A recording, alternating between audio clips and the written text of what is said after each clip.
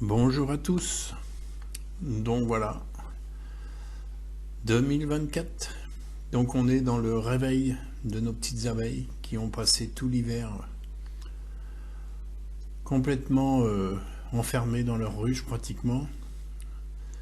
Et voilà des abeilles qui n'ont reçu aucune aide de l'année. Pas de nourriture, rien du tout. Donc nous sommes le 24 février.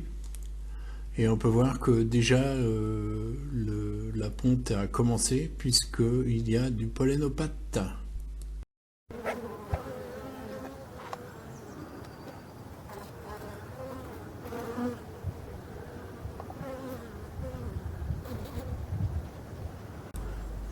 Donc c'est un petit réveil aujourd'hui parce qu'il ne fait pas très chaud. Donc on voit un petit peu d'entrée de pollen. Donc on sent que la ruche repart et on va le voir sur les langes.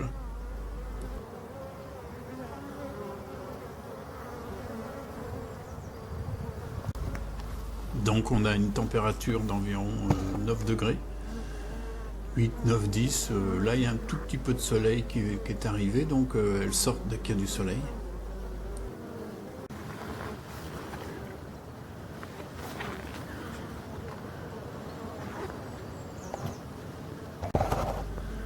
Donc toutes les abeilles que l'on voit là, qui entrent et qui sortent, sont toujours des abeilles d'hiver. Les abeilles de printemps ne sont pas nées. Donc ce sont des abeilles qui ont 5 mois.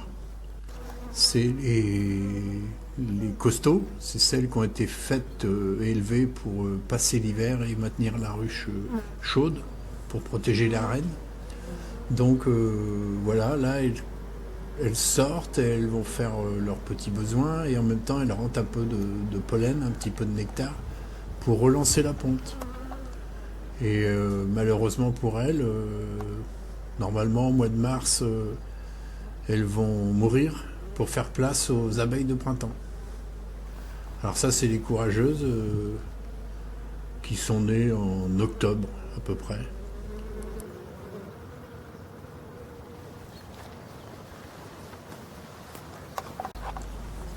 Donc, comme je vous l'ai dit, moi je pratique une apiculture qu'on appellerait un peu une apiculture ancienne.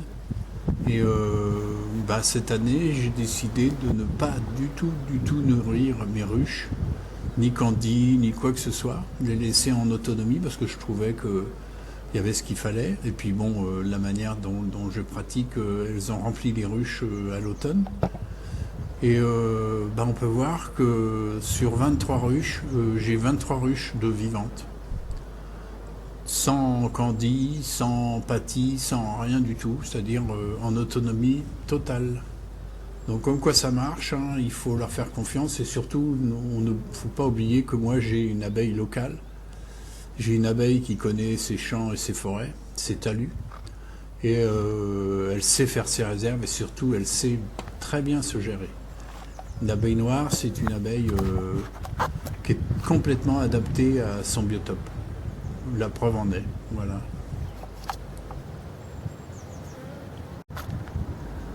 Alors là, on peut voir les langes, hein, j'en ai sorti un. Là, sous mon gant, on voit que c'est déjà le couvain, avec les déchets de cire bien marron. Hein, c'est du couvain désoperculé.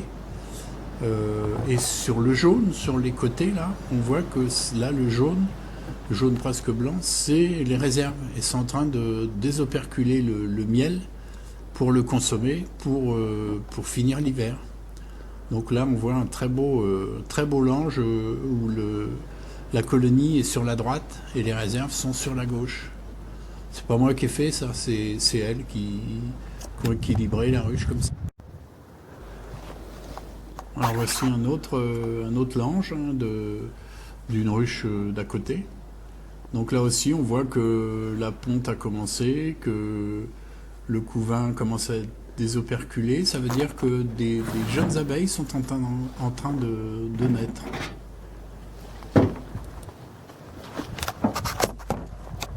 Voilà, donc là, je vais vous ouvrir une ruche.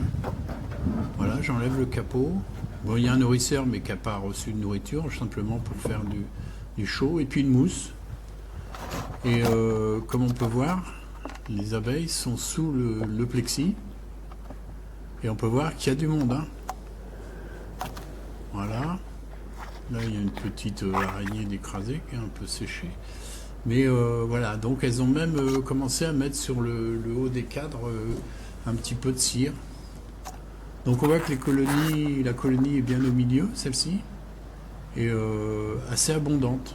Donc là, elles sont tranquilles, elles sont sous le plexi. Donc moi j'utilise. On peut voir un peu de condensation sur les bords du plexi, mais franchement, ça dérange pas les colonies du tout, du tout. Je dirais même que si elles veulent un petit peu d'eau, elles n'ont même pas à sortir pour aller en chercher. Pour détendre un peu le miel.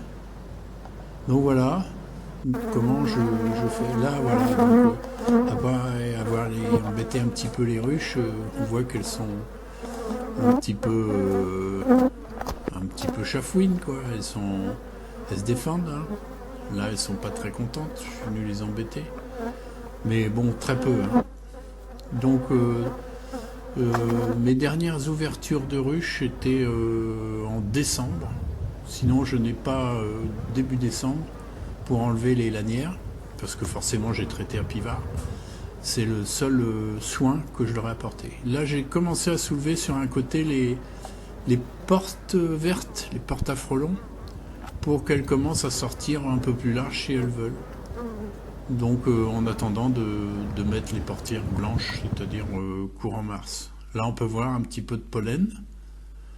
Voilà, donc cette vidéo est terminée. Je vous dis à très bientôt. Et surtout n'oubliez pas de vous abonner et d'ouvrir votre petite cloche. À bientôt.